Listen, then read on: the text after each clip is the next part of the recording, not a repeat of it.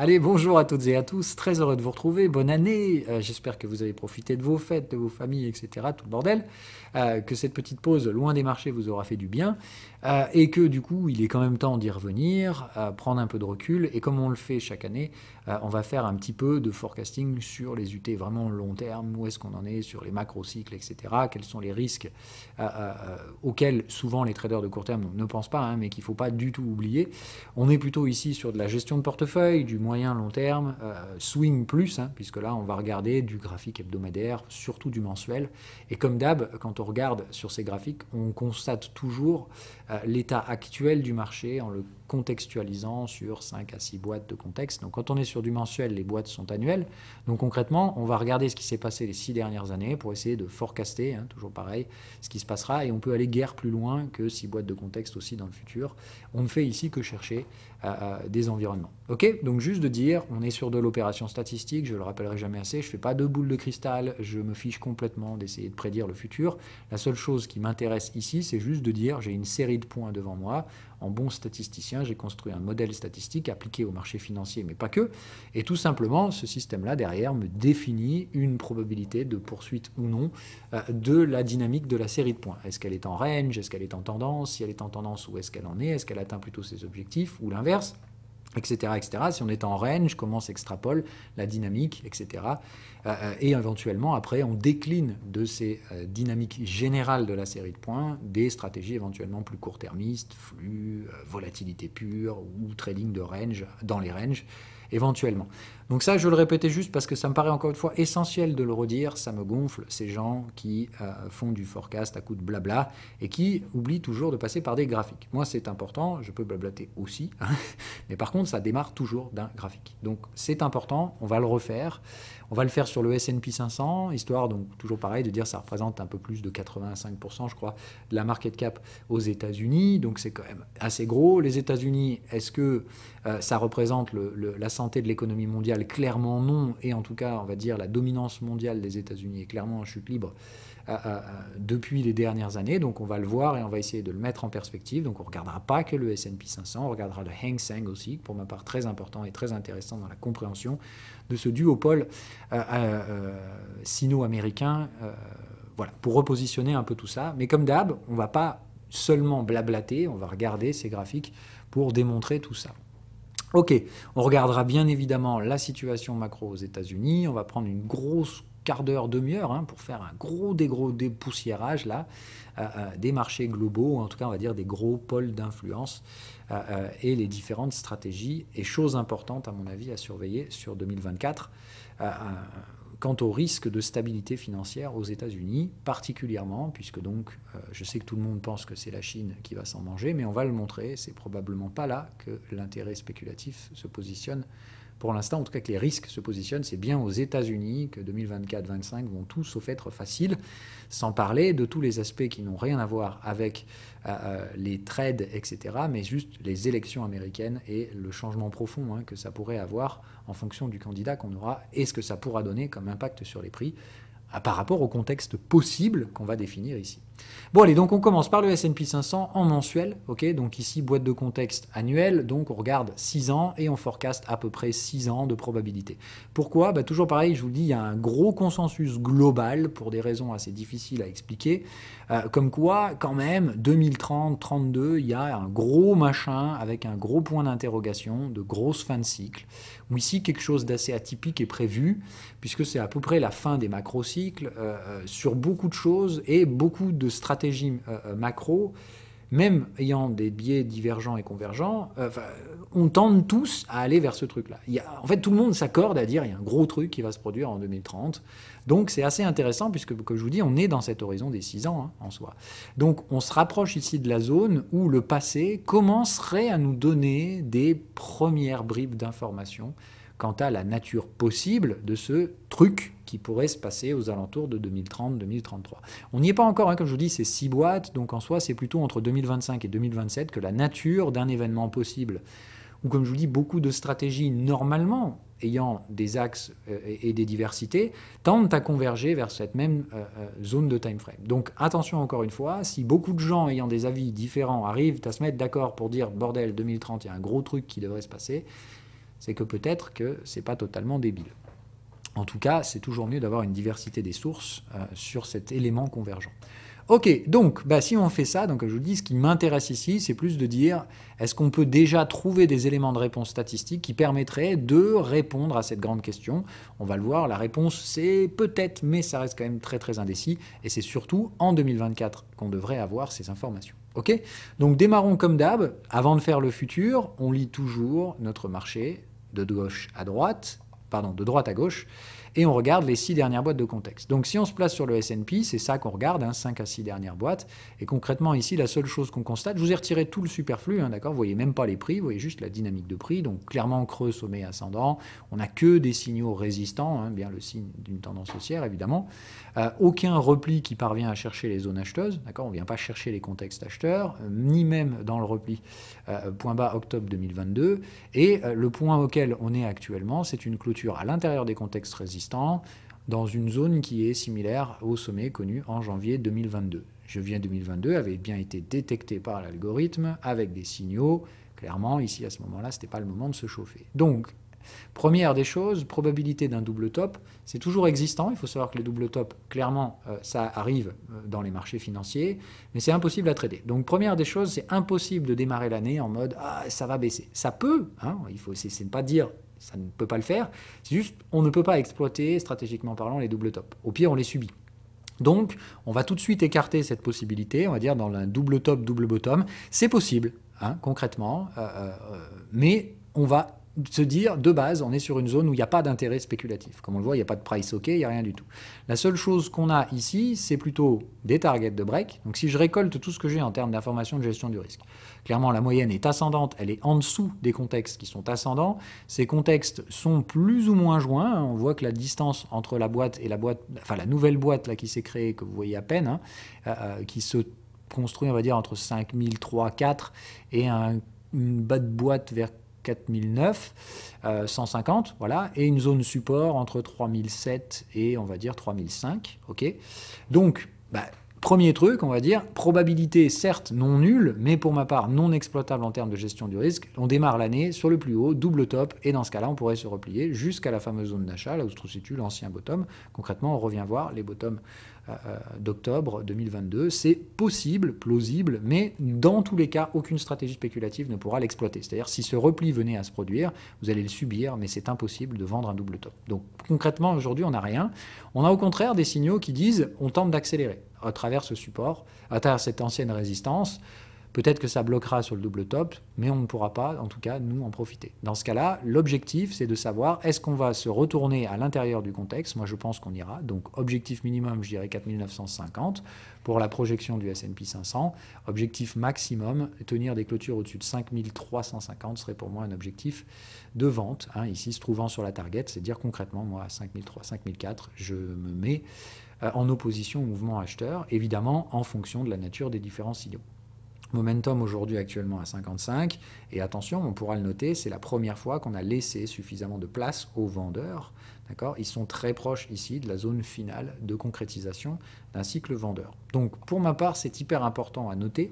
Ça veut dire qu'à mon avis, si on fait un ATH, un repli est à venir derrière assez rapide, assez probable.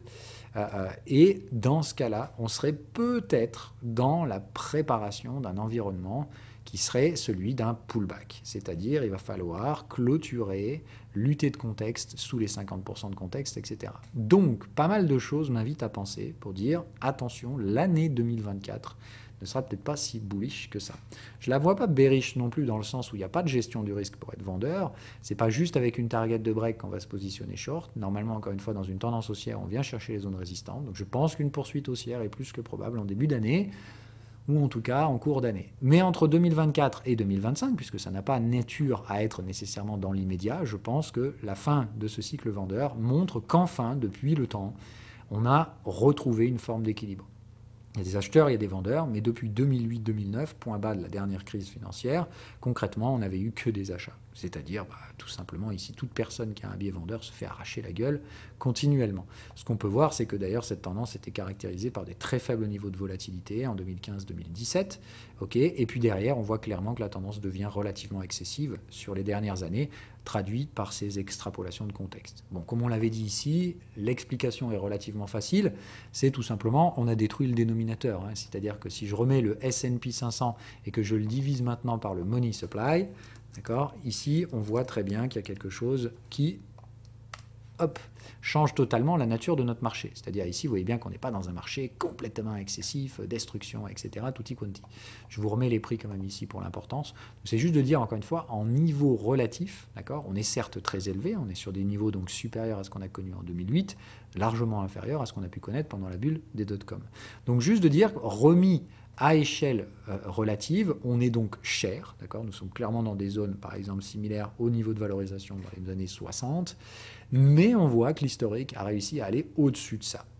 Donc c'est quand même de dire, faire attention, mais clairement, une large partie des extrapolations haussières qu'on a vues ces derniers temps sont en fait imputables à la dilution du money supply, c'est-à-dire la quantité de dollars en circulation. Derrière, à partir de là où, quand vous prenez 85% des market cap aux États-Unis, si vous ajoutez de la devise qui dénomine ces actifs, ils restent ce qu'ils sont. C'est juste que dans ce cas-là, il faut peut-être plus de devises pour acheter cette même part d'entreprise.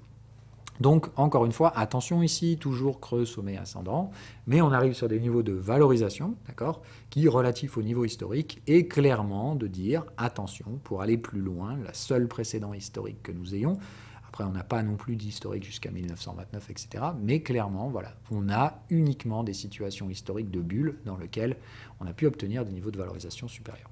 Donc la question de la nature de ces hausses, est-ce qu'elles peuvent se poursuivre? Je pense clairement que non, pour plusieurs raisons. Ça ne veut pas dire que le S&P 500 baissera. Ça veut juste dire qu'en termes de niveau de valorisation relatif, on est clairement plutôt au plafond, mais ça peut aller au-dessus avec des narratifs plutôt similaires à des bulles spéculatives, ou en tout cas on va dire des narratifs spéculatifs.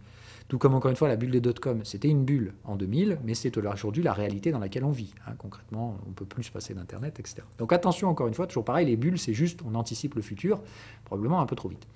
Donc attention, on peut avoir des bulles. Nombreux sont ceux qui arrivent déjà à mettre une étiquette là-dessus. Moi, je ne m'y risquerai pas, même si franchement, on voit bien les prémices d'une bulle se construire sur l'intelligence artificielle. On voit bien que c'est une solution qui a probablement une vérité dedans, mais une vérité probablement futuriste, tout même que la bulle des dot-com ne touchait à l'époque que très peu de personnes, alors qu'aujourd'hui, Internet touche pratiquement tout le monde. Ça semble en tout cas plausible d'un point de vue technologique d'imaginer la même chose pour l'intelligence artificielle. Concrètement, aujourd'hui, une très petite poignée de gens futurisent ces choses-là qui seront probablement à l'échelle mondiale dans une dizaine ou une quinzaine d'années. Donc encore une fois, probablement que nous avons aujourd'hui un environnement favorable aux bulles. L'environnement macro l'est également dans le terme de structure de prix. J'ai l'impression qu'on est dans un environnement qui pourrait corroborer l'environnement économique des années 90. D'accord? Donc faire attention à ça, c'est hyper important de bien comprendre ce truc-là. Je pense qu'en fait, nous venons de traverser les années, donc 80-90, et on va le voir, j'ai beaucoup d'éléments structurels qui pourraient sous-tendre cette thèse. Si tel était le cas, dans ce cas-là, attention au démarrage d'une bulle spéculative, on va dire dirigée par l'IA, etc., tutti quanti, faire attention à ce délire-là. Voilà. Ça peut devenir complètement con, et Dieu sait que l'histoire l'a prouvé. Les technologies disruptives ont la capacité à faire chauffer les neurones de pas mal d'opérateurs de marché. Ok, bon, donc ça c'est pour la partie joviale, c'est de dire si le S&P 500 s'envoie dans une forme de bulle, je ne pense pas que ce soit pour tout de suite. Mais on a dit, on essaie de forecaster l'environnement 2030, 30 peut-être plus, on va dire, à quelques années. Il me semble plus que probable qu'on soit à l'aube de la création d'une bulle spéculative centrée sur l'intelligence artificielle qui pourrait s'extrapoler dans les prochaines années. Dans ce cas-là, on est dans la phase préparative, tout comme on le voit ici, c'est très oscillatif, et à partir de là vient une forme d'inflexion. On n'a plus de contrepartie oscillatoire, on vient ici à grinder, et hop, ça part. N'oubliez pas qu'ici, on enlève l'aspect monétaire, d'accord? C'est juste l'aspect valeur réelle du marché. Donc attention, pour ma part, ici, les creux sont ascendants. Je pense qu'on a un contexte avec une révolution technologique qui peut tout à fait extrapoler son narratif dans de la création de valeur. Donc on fait attention. Voilà, pour moi, c'est le principal risque du S&P 500. Ça pose plusieurs questions. D'accord? Déjà de se dire, donc, comme on l'a dit, on a quand même un monde qui est vu aujourd'hui sous des aspects plutôt multipolaires. Donc la première des choses qu'il va falloir qu'on fasse, c'est d'opposer la vision du monde de l'autre côté, c'est-à-dire la vision plutôt chinoise. Et là, vous voyez que c'est, une toute autre histoire. Parce que là, en réalité, si je le fais ici, d'accord, la première des choses qu'on va constater, c'est qu'en termes de niveau de valorisation, ici, on est sur des supports mensuels. D'accord? Sur des supports mensuels dans une forme ici de structure de range tendanciel, puisqu'on voit bien que la moyenne, elle est constamment à l'achat. Malgré le fait qu'elle se positionne à l'intérieur des contextes, elle est systématiquement acheteuse. C'est même d'ailleurs depuis 2022 la première fois que le Hang Seng arrive à trader sous cette moyenne. On voit bien qu'historiquement parlant, ce n'a pas été le cas. Donc, pour ma part, ça veut traduire de deux choses. Soit tout simplement ici, c'est une anomalie de sous-valorisation. On le verra, il y a effectivement beaucoup d'impressions monétaires aussi côté Hang Seng, et qui ne se traduit pas ici sur une hausse de prix. Donc faire attention à ce truc-là. Première des choses, soit on a une anomalie ici, c'est-à-dire que sous les 6 dernières bougies, on est toujours sous l'influence d'une alerte de volatilité, c'est-à-dire qu'on pourrait voir ici une reprise très violente. Je vous rappelle qu'on est bientôt sur les bas de zone de volatilité. Donc je pense que si jamais on s'amusait à lâcher 15-20% encore sur les valorisations en Chine, d'accord, le Hang Seng, c'est un peu l'équivalent quand même du S&P aux États-Unis. On a une très large partie de la market share chinoise qui se retrouve là-dedans. Donc attention, juste de dire, pour moi, Hang Seng, perte maximale 20%. Et derrière, attention, si on venait à réaliser ce 20%, ce sont pratiquement des doublements sur les prix qui sont à venir derrière. Donc, pour ma part, des risk-reward très très intéressants pour se positionner sur la Chine. Historiquement, pareil, on le voit que la Chine a toujours maintenu des creux et sommets ascendants. Donc, pour ma part, malgré le fait qu'il faut noter le franchissement de la moyenne, et c'est bien la première fois dans des dizaines d'années d'historique qu'on a en face de nous, on maintient toujours des creux sommets ascendants. Donc attention, pour ma part, je vois difficilement la Chine perdre grand-chose. Elle est vraiment sur des niveaux où, d'un point de vue investissement, c'est hyper intéressant. C'est également le cas d'un point de vue cyclique. On a eu une cassure de cycle qui a reporté ses objectifs un pour un. Bref, pour ma part, ici, mis à part chercher la volatilité maximale qui pourrait causer des replis de l'ordre de 20%, d'accord ? Il ne faut pas oublier non plus que ce sont les clôtures effectives qui vont se faire. Donc je pense que maximum 20% de repli. Si on tentait, pour ma part, d'aller sous les contextes ici en termes de Hang Seng, ce serait des niveaux d'investissement à prendre, pour ma part, les yeux fermés. Maintenant, bon, vous le savez, moi je me positionne déjà sur le Hang Seng à partir du moment où on a touché ce contexte acheteur. Donc pour l'instant, on va dire, c'est stratégie d'accumulation depuis pratiquement un an et demi.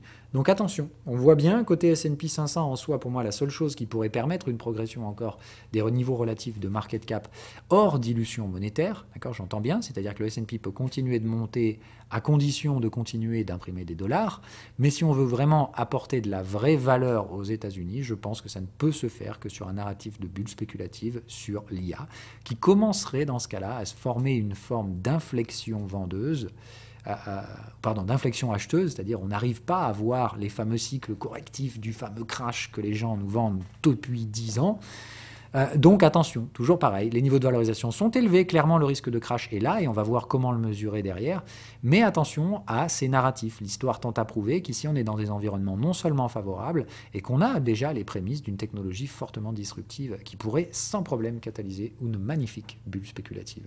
Ce qu'on voit de l'autre côté, c'est que par contre, la prouesse chinoise, où on voit bien que d'un autre côté la Chine grappille sur les parts de suprématie de dominance mondiale des États-Unis, et en revanche ça ne se traduit absolument pas par une valorisation boursière. Donc attention encore une fois, si on se positionne ici dans les modèles des cycles de Ray Dalio, hop, ceci, d'accord, dans ce cas-là, on a bien effectivement ici une économie chinoise qui est en phase de prendre en place une tentative d'installation d'un nouvel ordre mondial. Et évidemment, dans un autre côté, on a les États-Unis qui, eux, sont dans la phase descendante. Et on le voit très bien ici, effectivement, les États-Unis sont très en prône à des révolutions et ou à des guerres. La prochaine étape, c'est bien évidemment à horizon 2030, je pense, une restructuration politique de la dette, enfin une restructuration à la fois politique et une restructuration économique de la dette, avant évidemment donc de terminer le cycle correctif des États-Unis, qui ne veut pas dire mourir et disparaître, etc., mais juste de dire fin du cycle correctif. Après, évidemment, les effets positifs. Les effets positifs que connaissent aujourd'hui la Chine. La prospérité, tout ça, on a connu. Les bulles de dette, on les a connues avec la crise de la dette chinoise en 2015. Mais encore une fois, attention, c'est aussi normalement qui se constituent deux bulles, et je pense que que la Chine est aujourd'hui ici, c'est-à-dire qu'elle commence à augmenter son wealth gap, c'est-à-dire ces différences structurelles de disparité financière entre les riches et les pauvres. Concrètement, l'apparition de la classe moyenne qui est due à l'apparition du cycle de prospérité en Chine. Donc là, c'est vraiment, comme on l'a dit, l'ère 2014-2015. Tout le monde profite du miracle économique chinois. Une classe moyenne se crée et aujourd'hui, on commence déjà à voir le gap qui se crée entre les riches et les pauvres. Attention, normalement, la prochaine étape, c'est de nouveau une bulle de dette, donc probablement des bulles spéculatives sur les marchés financiers. Donc voilà pourquoi je trouve ça assez intéressant de se positionner sous cet angle ici, et donc bien de comprendre la nature intéressante de ces trucs-là. C'est-à-dire, côté États-Unis, on s'attend éventuellement toujours à des problèmes d'ordre soit de restructuration interne politique, c'est-à-dire des révolutions ou des soulèvements. Ça fait écho évidemment à l'élection politique qui nous attend l'année prochaine, dans un pays déjà extrêmement divisé, et ou des guerres extérieures avec d'autres pays. Et évidemment, les différentes guerres dans lesquelles les États-Unis sont investis à part proxy, donc entre la guerre entre l'Ukraine et la Russie, et les autres conflits qui s'initient aujourd'hui au Moyen-Orient, clairement, on est bien dans cet environnement-là. Donc c'est bien de comprendre qu'on est dans un environnement qui fait baisser la part relative de dominance états-unienne dans le monde, parce qu'ils doivent effectivement dépenser énormément. Donc première des choses, si on se met dans ce mécanisme-là, la probabilité de voir le S&P 500 monter, mais pas forcément pour des valorisations réelles, alors qu'on serait dans une phase préliminaire d'installation d'une bulle spéculative éventuelle, et rien n'est garanti, mais tous les prémices sont là.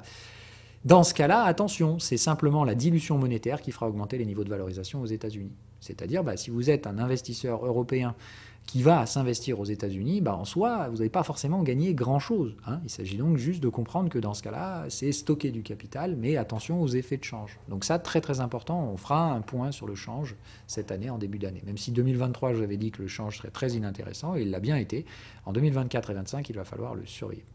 Et donc, comme on l'a dit, en opposition à la Chine, qui, elle, donc graphiquement paraît complètement à chier, alors qu'elle serait potentiellement dans la préparation de sa deuxième bulle spéculative, qui, pour ma part, devrait s'extrapoler dans les prochaines années. Donc, si on met tout ça en parallèle, concrètement, pour ma part, c'est l'année parfaite pour investir sur une bulle chinoise. Si on parle de bulle, on parle évidemment, donc on va dire ici, d'une anomalie baissière de marché. Ce serait la seule fois qu'on s'installe ici sous des moyennes, d'accord ? Ce qu'on constaterait, c'est qu'en plus, on est en overlap des premières zones ici, d'accord ? Qu'on constate donc toujours pareil, qu'on a eu deux niveaux de breakout, c'est-à-dire une phase de range, une première phase de tendance. On voit un deuxième breakout, mais on a donc cette forme de range acheteur qui corrobore souvent, de dire attention, pour ma part sur le Hang Seng, tous les prémices d'une bulle spéculative horizon 2030 sont plus que présentes. Je pense qu'aujourd'hui, nous avons des niveaux de valorisation en Chine qui sont franchement très intéressants à garder sur l'horizon de 6 ans qu'on peut voir sur les graphiques mensuels. En préparation de cet espace économique de l'ère 2030, je pense que si on a une bulle, ce que prédisent les différents modèles, et notamment celui de Ray Dalio, il me semble que les alertes de volatilité qu'on a ici sont tout à fait favorables pour l'émergence de ce truc-là. Dans ce cas-là, je m'attends éventuellement à un rebond brutal de la Chine en 2024, alors même qu'encore une fois, la Chine s'est pourrie, elle exporte de la déflation, etc., etc. Toujours pareil, dangereux narratif pour ma part, la simple étude graphique ici, par rapport à des positionnements et des lectures macro de gens dont c'est quand même le métier, me tendent à dire, attention, il me semble que pas mal de modèles ici sont assez gênants. Comme on va le voir, c'est la seule fois dans toute l'historique du Hang Seng que nous avons une cassure baissière. Donc pour ma part, soit clairement c'est que la suprématie états-unienne va repartir de plus belle et qu'au final la Chine c'était qu'un pétard mouillé. Option numéro 2, si la Chine c'est pas un pétard mouillé, on est toujours sous l'influence d'une alerte de volatilité, je pense qu'on peut très rapidement faire un x2 sur les valorisations du Hang Seng. Attention donc à tout ça. Pour ma part, donc, une vraie bataille à venir entre États-Unis et Chine, avec pour ma part une partie états-unienne qui pourrait voir des marchés financiers qui continueraient de grimper, mais attention dans ce cas-là à la dilution monétaire due à des dépenses probablement d'ordre de soutien économique intérieur, dû à des différentes déstructurations du système d'organisation sociale. Donc on va le voir, ça fait partie des différentes choses qui pourraient coûter très cher à l'État américain en termes de stratégie de relance ou tout simplement ici, dans un environnement stagflationniste, payer le chômage de ces nouveaux arrivants. Et ça, évidemment, c'est un coût infrastructurel énorme quand en plus de ça, on a des taux d'intérêt derrière élevés. Bref, donc comme on l'avait dit, pour ma part, encore beaucoup d'éléments stratégiques tendent à suggérer que sur la partie états-unienne, la stagflation est encore partie pour durer. Normalement, la stagflation, ça suit 2 pics d'inflation. On est toujours, je le rappelle, dans un environnement de stagflation modérée qui n'a rien à voir avec les années 70, de toute façon. On l'a vu déjà en termes de positionnement relatif de prix des marchés financiers par rapport à la masse monétaire, on n'est pas du tout dans les mêmes environnements. Aujourd'hui, on serait plutôt donc dans cet environnement fin des années 90, fin des années 80, début des années 90, d'accord, où on a fait suite à des crises financières, comme par exemple le krach de 1987, mais on les efface relativement rapidement derrière, évidemment, comme on l'a vu, hein, avant de préparer une extrapolation, une envolée lyrique des niveaux de valorisation qui surpasse même la création monétaire à ce moment-là. Voilà l'état dans lequel on est, d'accord? Donc le S&P 500, est-ce qu'on a fait ici un cycle baissier qui va être avorté, c'est-à-dire on va avoir ici une recassure de cycle. Dans ce cas-là, je pense que sans grande peine, des objectifs comme 5600 pourraient être atteints. D'accord? Ou en tout cas, dans ce cas-là, au moins chercher la partie haute, comme on l'avait dit, les 5003. Je pense encore une fois que vu l'environnement macro dédollarisé, d'accord, c'est-à-dire retirer l'impact du dénominateur, je pense qu'il n'y a pas de valeur réelle qui sera créée aux États-Unis. Au mieux, elle sera maintenue et elle pourrait très bien voir les marchés financiers monter dû à une impression financière.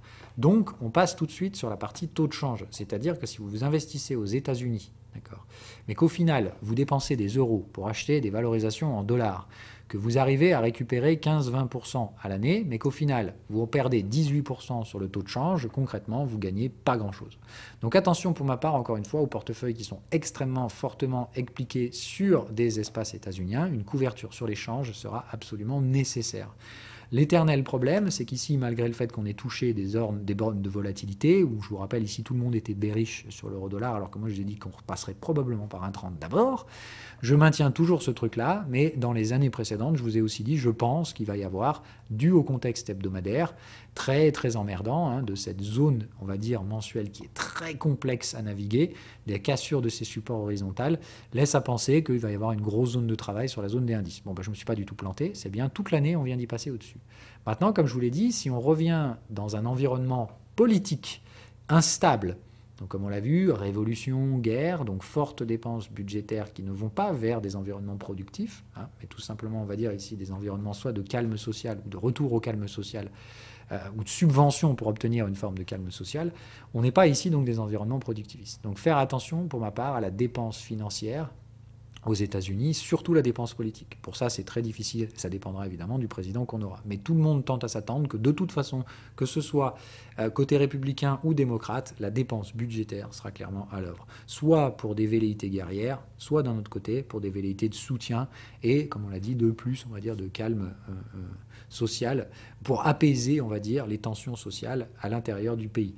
Dans tous les cas, comme on l'a dit, les tensions sociales dans le pays sont inévitables.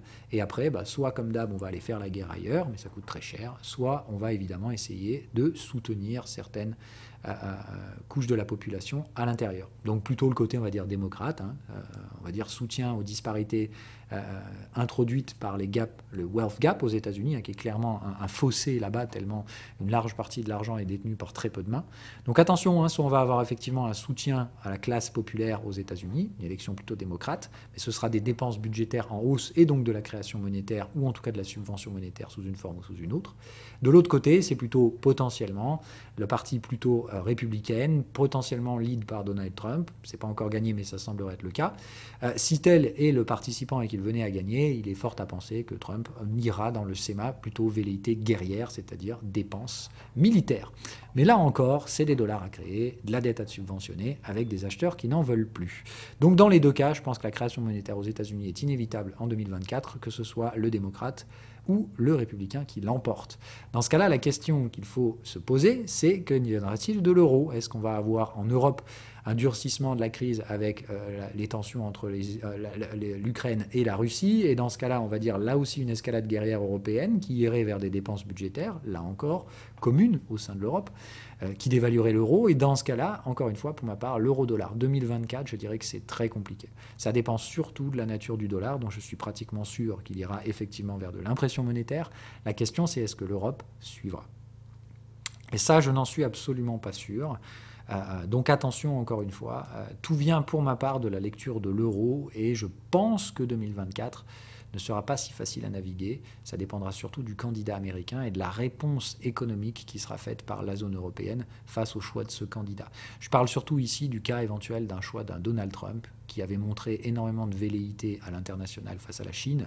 Et s'il venait à s'attaquer à l'Europe, il est fort probable que l'Europe ne courbe pas les Chines cette fois. Et là, dans ce cas-là, encore une fois, attention. Si on a d'un côté impression monétaire aux États-Unis et pas de dérive aussi violente côté européen, on aura sans problème un euro-dollar qui ira fuser là-haut. Et ça veut dire tout simplement que si vous avez un portefeuille aux États-Unis, vous allez vous retrouver à devoir, évidemment, hein, en plus n'oubliez pas, il faudra payer l'imposition sur les bénéfices, alors que vous vous ferez derrière manger tous vos bénéfices nets réels par un taux de change. Donc concrètement, faire très attention à ça, c'est le risque principal. Dans le cas d'une dérive après l'élection américaine, je pense qu'il faudra couvrir les portefeuilles qui ont une exposition américaine. Voilà, ça c'est la première des choses à dire, mais ça dépendra du candidat qui gagnera l'élection américaine et des différentes velléités qu'il aura. Si c'est de la dépense intérieure, je pense qu'il n'y a aucun problème à faire là-dessus. Il y aura aussi des dépenses à faire en Europe, bien entendu. Maintenant, si c'est une dépense guerrière, elle peut tout à fait être états-unienne et non européenne. Et si tel était le cas, attention au taux de change, vraiment. Voilà. L'autre partie à comprendre, c'est les courbes de taux. Alors aux États-Unis, on l'avait noté, d'accord, le 10 ans américain a complètement plafonné, là encore, en horizon mensuel sur des bornes de volatilité. On est allé très très loin sur le taux à 10 ans américain, à venir chercher un vrai sommet qui a été détecté par les algorithmes. Clairement, ici, je pense qu'on a un taux maximal. Donc quand je vois des gens derrière qui me disent « Ouais, mais les hausses de taux aux États-Unis, c'est pas fini », bah, graphiquement, je suis désolé, j'ai tout pour prouver l'inverse en termes de gestion du risque et d'analyse statistique de ce truc-là. On a bien un comportement cyclique de ce marché et les seuls cycles qui aient jamais été cassés ont toujours été des cycles vendeurs, donc, enfin des cycles acheteurs. Donc c'est plutôt des baisses de prix jusqu'à maintenant. Donc est-ce qu'il est probable qu'on ait un renversement de tendance? Je pense que oui. Maintenant, est-ce que de là, on peut imaginer tout de suite qu'on passe de baissier à haussier? Je ne pense pas. Donc je m'attends, oui, clairement à un 10 ans qui va se détendre ici pour la partie états-unienne. Mais comme on l'a dit, si on est dans un environnement stagflationniste, il est fort à penser que ces baisses soient marginales, c'est-à-dire très rapidement rachetées. Le taux à 10 ans, il est obligé de mesurer aussi le taux réel d'inflation, sinon bah, tout simplement c'est de la spoliation de capital. Hein. Si on vous paye 3% alors qu'il y a 7% d'inflation, concrètement vous êtes dilué de 3% sur la valeur nominale de ce que vous récupérerez à la fin. Donc je pense encore une fois que c'est tout le débat financier des années à venir. Je vous rappelle, on fait un gros forecast là d'abord sur 5-6 ans. Sur cette durée de 5-6 ans, fort à penser aujourd'hui que les portefeuilles 60-40 avec cette large part obligataire se font complètement démonter et ce n'est pas amené à changer. C'est la raison pour laquelle je m'inquiète toujours, encore une fois, de la restructuration de la dette américaine, horizon 2030. Donc le taux à 10 ans, c'est clairement à surveiller comme de l'huile sur le feu. Je pense qu'on pourrait voir éventuellement des replis jusqu'à la zone des 2,85 en 2024, 25, 26, guère plus au-delà. Hein. Mais voilà, je pense clairement qu'un retour vers les zones médianes, moyennes, médianes de contexte, etc., me semble plus que probable, étant donné les signaux qui ont été donnés sur cette fin d'année. Maintenant, si on parle de courbe de taux, c'est plus de dire dans ce cas-là ici quelle est la probabilité qu'on ait déjà des événements de crédit, puisqu'on se rappelle, dans le cycle de Ray Dalio, on est dans la phase où normalement, pour l'instant, on est plutôt dans la phase révolution et guerre, qui précède, d'accord, la restructuration politique et financière, et restructuration de la dette. Donc pour ma part, c'est plutôt vers cet horizon 2030 qu'on devrait voir la restructuration de la dette, mais il est de bon ton de faire très attention à nos courbes de taux. On la surveille, nous, toujours sous deux axes, d'accord, l'axe quantification de la courbe de taux à plus court terme, des différentiels de taux 3 mois, 2 ans par rapport au référentiel statique de 10 ans que tout le monde prend toujours, et la partie plutôt longue de la courbe de taux, c'est-à-dire là je regarde 2 ans, 10 ans par rapport à un horizon de 30 ans. Donc concrètement ici, c'est de dire pourquoi on regarde les deux. Ben, on regarde les deux parce que la courbe de taux plutôt court terme, elle est beaucoup plus sensible, donc elle va permettre de détecter les crispations beaucoup plus rapidement. Mais à contrario, c'est aussi là qu'on peut avoir pas mal de bruit statistique et donc de faux signaux. La seule chose qu'on peut dire, c'est qu'effectivement, à chaque fois qu'on vient historiquement chercher les zones d'écart type, comme vous voyez ici, hop, poc, poc, poc, poc, poc, à chaque fois derrière se posent des crises de crédit. En 2000, la liquidation derrière de la bulle Internet. En 2008, la liquidation de la bulle de crédit subprime aux États-Unis. Derrière, on les voit ici, sur la zone 2014, on n'était pas venu chercher des zones extrêmes. On subit derrière la crise de la dette chinoise, mais on vient bien chercher ici, encore une fois, un écart type. Et ce qu'on voit, c'est qu'à chaque fois qu'on arrive dans le bottom, c'est toujours une forme d'impression monétaire qui vient soutenir les marchés. Donc, nous, dans la dernière dans laquelle on est, c'est évidemment l'arrivée de l'ère du QE post-2015. Derrière ici, la pandemic release, machin, etc. Et depuis ici, attention, hein, comme on l'a vu, on est venu chercher des zones très très très dangereuses. Ce qu'on a connu ici, en revanche, c'est qu'on avait donc des conditions d'assouplissement monétaire extrêmes, en fait, tout simplement. Donc c'est de dire faire très très attention dans ces environnements-là. Clairement, pour moi, on a eu une anomalie de pricing, hein. Sur les premières parties de l'année fin 2021, début 2022, on était clairement ici dans un environnement beaucoup trop optimiste. Et évidemment, ça s'est traduit derrière par un durcissement monétaire extrême, d'accord ? Extrême dans le sens où aujourd'hui, la tension sur le crédit est extrême. Dans le sens où, comme je vous l'avais dit, ceux qui pensent que la Fed va aller plus loin se trompent. La courbe de taux le montre déjà, il y a des problèmes dans la nature du crédit. D'accord ? Concrètement, pour vous la faire simple, quand on est au milieu, c'est qu'on a un environnement de crédit relativement équilibré entre l'agressivité, hawkish, et on va dire l'assouplissement plutôt dovish. Donc on a une courbe de taux ici à court terme qui traduit de difficultés de transmission du crédit dans l'économie. Donc on fait attention, clairement, ça veut dire la Fed ici, si elle veut que ça se tienne bien, comme on l'a dit, si on reste dans un biais positif, préparation vers l'éventuelle formation à court terme, enfin moyen terme, d'une bulle de valorisation sur l'éventuel narratif de l'intelligence artificielle, ou autre, hein, ça peut tout à fait être autre chose. On fait dans ce cas-là très très attention.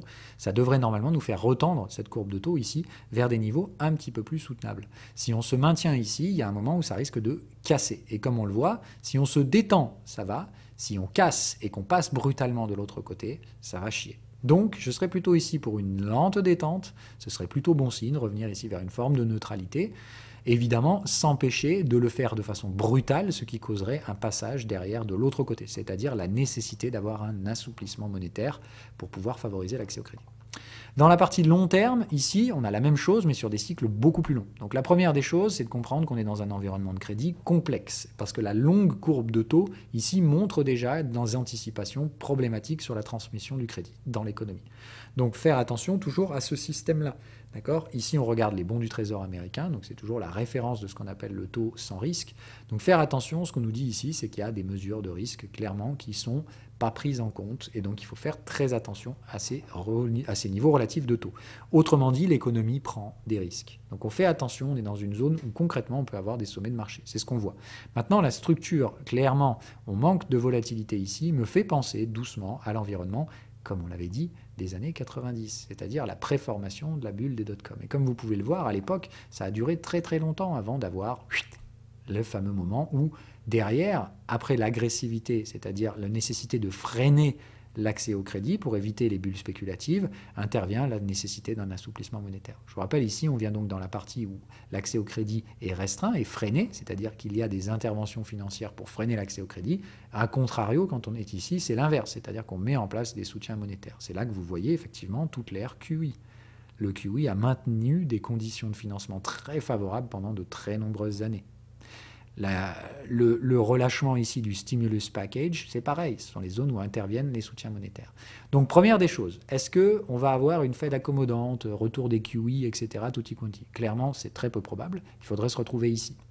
Ça veut dire ici, on l'a dit par exemple, soutenir par exemple, Bank Term Funding Program ou différents programmes de rachat ou de soutien, on va dire, indirect des niveaux de dette, des contrats de dette, ça pourrait intervenir, mais si tel était le cas, si on avait vraiment un problème sur le BTFP, un problème fondamental, on verrait cette chute-là ici de manière très brutale. Or, le contexte nous montre ici que ça sent plutôt le pétard mouillé.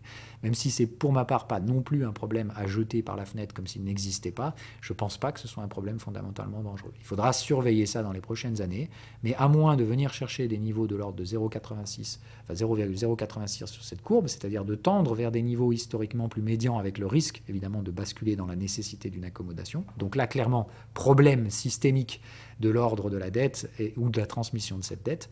Mais pour l'instant, on voit bien que le graphique n'en montre pas du tout les prémices. Hein. Donc attention, pour moi, on est vraiment dans les environnements qui sont plutôt effectivement favorables à potentiellement des dilutions monétaires partielles, mais pas, encore une fois, de soutien monétaire direct à la transmission du crédit. On n'est pas dans un environnement accommodant. D'accord ? C'est hyper important de comprendre ça. A contrario, ce qu'on voit, c'est qu'à plus court terme, la Fed est intervenue très brutalement pour nous faire passer d'un environnement très très favorable au crédit à un environnement beaucoup moins favorable. L'intérêt ici, ce serait de retrouver une forme de normalité sans se retrouver dans ces oscillations brutales de écart type à écart type. D'accord? C'est important de comprendre ça. Nous sommes aujourd'hui de nouveau dans un écart type haussier, c'est-à-dire que concrètement, le frein au crédit à court terme est extrêmement brutal et il risque effectivement de ralentir l'économie. Ok? Voilà, on a tout sur ce schéma-là, donc très important de comprendre ça. Si on schématise tout ça, qu'est-ce qu'on va prévoir? Effectivement, par rapport à la structure de ce marché ici, c'est très peu probable d'envisager un marché de haussier à baissier, donc la déflation pour ma part toujours très peu probable, probablement due au fait que les masses monétaires continueront d'augmenter d'une manière ou d'une autre, BTFP ou autre, mais que de façon assez probabilistique, imaginer un nouveau plus haut sur la liquidité mondiale me semble complètement tiré par les cheveux. C'est-à-dire ici, concrètement, on a absolument aucune raison de le penser. On a clairement un marché excessif et il pourrait passer de haussier à baissier, mais dans ce cas-là, ça nécessiterait un cataclysme financier. Ce cataclysme financier que certains prédisent me semble plausible, mais pas nécessairement objectivement réaliste. De ce qu'on voit pour l'instant, c'est-à-dire la traduction de la quantification des courbes de taux et la trajectoire globale des niveaux de liquidité, le resserrement très virulent de la Fed sur ces dernières années semble avoir touché son maximum, à la fois sur la capacité de progression du taux à 10 ans, qui a atteint une zone de résistance vraiment visible avec une gestion du risque qui montre qu'il y a très peu de chances d'aller au-delà de ça, me laisse à penser que les courbes de taux tendues à court terme, mais pas tant que ça à moyen terme, me laisse à penser que la Fed va revenir sur un niveau relativement médian, c'est-à-dire ni hawkish, ni dovish. Donc ne vous attendez pas à une Fed très supportive des marchés, mais plutôt une Fed qui va potentiellement délivrer une baisse de taux, histoire de revenir vers un environnement économique plus stable, mais clairement ne vous attendez pas à des baisses de taux, sinon ce sera pour de très mauvaises raisons. Voilà. C'est tout ce qu'il y a à comprendre pour ma part. Faire attention, donc, comme on l'a dit, au taux de change en fonction du candidat aux États-Unis. Si c'est un candidat, pour ma part, démocrate, je pense qu'on n'aura pas ou peu de chance d'avoir un vrai décalage des taux de change. Par contre, si c'est un candidat républicain et particulièrement Donald Trump et que des velléités guerrières viennent à arriver, attention dans ce cas-là à ce que l'impression monétaire ne touche pas que les États-Unis, ou en tout cas plus fortement les États-Unis qu'ailleurs. Donc là, dans ce cas-là, il faudra se couvrir pour le taux de change. Ok, les commodities, très important. Donc sur cet environnement, pareil, on reste sur du mensuel d'abord et après on fera éventuellement un rezooming et un refocus. Mais ici, clairement, on voit bien que ce sont les environnements mensuels, voire trimestriels sur le WTI qui sont à l'œuvre. Donc là, clairement, attention, sur l'environnement, comme on le voit, trimestriel, bon là même si on reste sur des moyennes mensuelles, etc., on voit bien donc que sur l'année 2023, la seule chose qu'on a constatée, c'est rien du tout. C'est un retour à la moyenne après un écart type assez facilement observable sur le niveau de valorisation du pétrole au-dessus des $100. Par contre, la moyenne est ascendante, clairement, et la volatilité pour l'instant s'est comprimée. Pour ma part, tout retour vers la zone des 108-110 traduirait d'une volonté dans les prochaines années d'aller plus haut. Attention, comme on l'a dit, l'accès aux ressources est tout sauf garanti. Les réserves en pétrole ne sont absolument pas connues, pour ne pas dire complètement manipulées. Et si on parle d'impression monétaire moins marginale, d'accord, on va le refaire simplement. Pour aller chercher la troisième borne, ce serait théoriquement 14 à 15% d'augmentation des masses monétaires principales. Ici, on mesure les masses monétaires hors chinoises, bien sûr. On reste sur l'espace économique plutôt occidental. Donc c'est de dire, par rapport au prix du WTI en dollars, pour ma part, un minimum de 15% de hausse cette année est à attendre. Je vois difficilement dans cet environnement où on paye sur des moyennes, comment le prix du pétrole n'irait pas rechercher à terme l'environnement économique de la borne de volatilité, c'est-à-dire une zone vers les 106 $. Donc je pense que dans les 2-3 prochaines années, on devrait retrouver ça. Et comme on réagit positivement sur des moyennes après des phases de compression de l'écart type, je pense que ce qui nous attend dans les prochaines années, je n'ai pas dit 2025-6, mais là plutôt on va dire 2027 à 2031, c'est la même extrapolation haussière.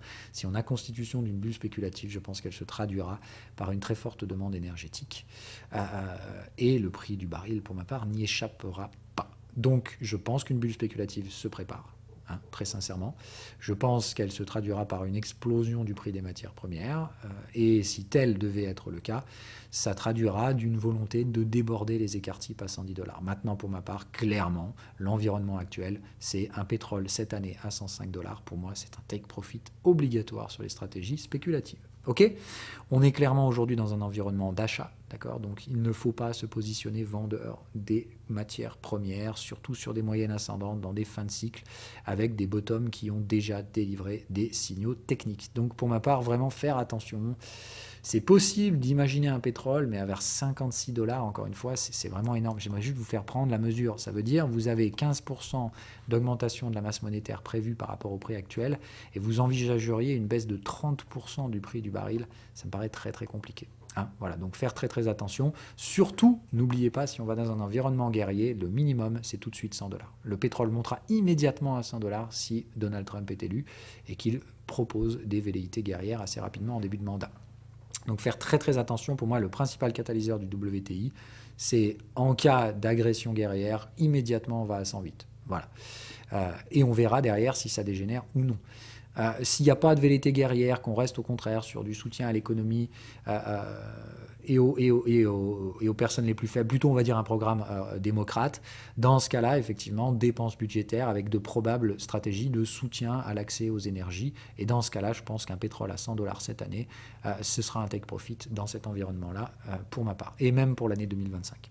Silver, alors là c'est une toute autre chose. Donc Silver, je vous le rappelle, c'est l'actif le plus manipulé par les banques privées, les gros market makers. L'open interest short sur les métaux précieux est supérieur au supply en circulation. Donc bon, rappelez-vous, les silver de Wall Street Bets et autres trucs du genre, encore une fois, ils ont raison. Hein. Les informations qu'ils ont ne sont pas erronées, elles sont réelles. Simplement, comme d'hab, quand vous jouez contre le market maker, c'est lui qui fait le prix. Et si vous jouez sur les produits dérivés, c'est-à-dire si vous jouez sur les joujoux sur lesquels ces gens-là ont un contrôle total, encore une fois, ils peuvent vous baiser.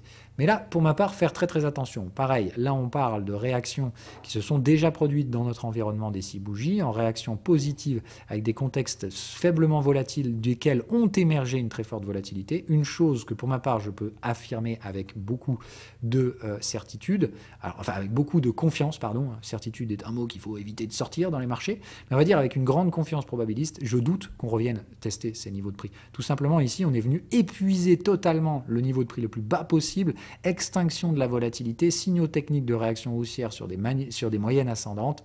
Bref, clairement, mis à part l'anomalie Covid qui est venue en rajouter une petite douille, mais on voit bien ici le contexte déclare derrière ici une zone d'achat, dans des zones de survente sur des moyennes acheteuses. Derrière, la volatilité traduit pour ma part d'une seule et simple chose, on ne reviendra pas chercher les 16 $ sur Silver. C'est le pari que je fais.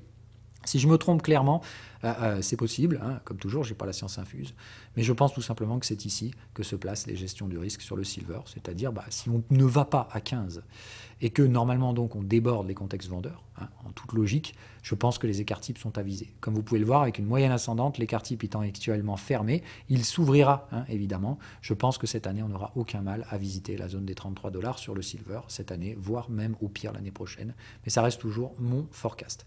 C'est-à-dire, tant que les derniers bottoms en survente sur la moyenne attendue, en creux et sommet ascendant sur la sortie de cette zone, il y a bien 2 forecasts à faire sur le silver. Soit je me trompe, on vient bien rechercher la zone des 16, où on y constituera un très gros support, mais bon, pour ma part, je ne vois pas comment on peut y aller. C'est la même chose que le pétrole, hein, c'est de dire, vous prévoyez une baisse de 30% face à 15% d'impression monétaire.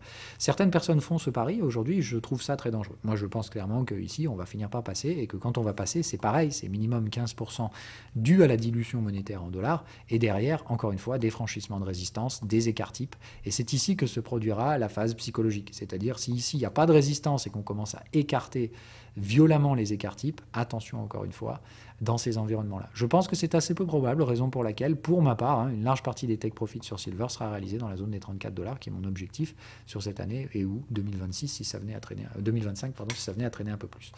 Sur l'aspect gold, ici la situation technique est un petit peu plus favorable, mais encore une fois les objectifs sont bien plus limités. Ici la borne de l'écart type se situe à 2230, je pense qu'on ira. On a, tout comme on l'a vu sur le S&P 500, des velléités acheteuses. Je pense qu'évidemment il est impossible d'imaginer dépasser pour ma part la zone des 2005, donc ne soyez pas non plus complètement fou sur le gold. Je pense perso que tentative de débordement des 2250 sera pour ma part des zones de take profit. Je reste bien évidemment favorable sur le gold, mais je pense encore une fois que c'est Silver qui a bien plus à gagner que le gold, étant donné les forts niveaux de manipulation sur son cours. Et le simple fait que si ces positions n'étaient pas reproduites sur les trades à échéance, donc sur les futurs, il y a bien un moment donné où le pricing va se recaler assez brutalement derrière, à la suite non seulement de ces manipulations, parce que je vous rappelle, le niveau Silver-Gold a atteint des niveaux absolument fous furieux en termes de ratio historique, comme par hasard, encore une fois, en lien avec la fameuse zone des années 80. 90. Donc je vous le rappelle, je pense qu'on est dans l'environnement qui précède la formation d'une bulle spéculative. Vous voyez, les comportements de certains métaux sont même... Alors qu'il n'y a pas de lien direct entre le silver et le S&P 500, il n'y a pas de corrélation évidente.